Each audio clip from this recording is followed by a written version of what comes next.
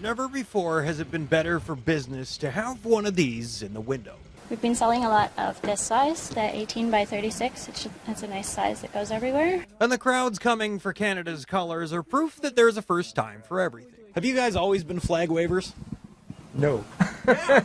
People are getting this funny feeling Here you get a Canadian flag. called nationalism. We've never felt it before, but we do now. Evelyn and George are feeling it, and so is Gord. Have you traditionally been a flag waver?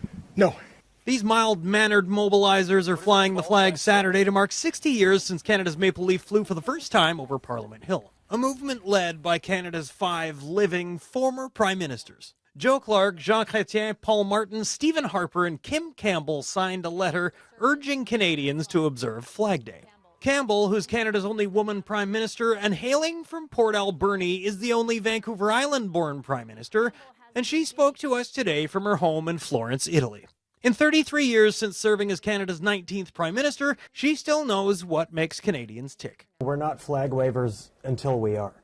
Maybe, we have to remind people that just because we're mild-mannered, inoffensive people who say thank you to the ATM machine doesn't mean that there isn't a passionate, patriotic heart beating down there. And perhaps it shouldn't come as a surprise that 5 former leaders of different stripes should join forces. Are you guys on like a group chat or something?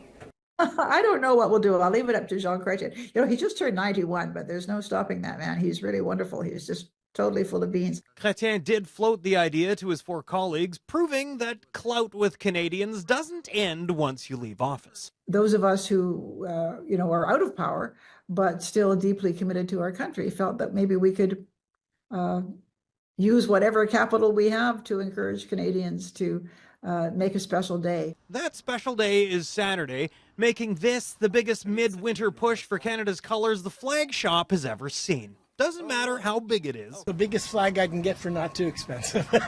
Or really what it is. So I have my little Mountie. But before you buy it or fly it, Made in Canada. read the fine print.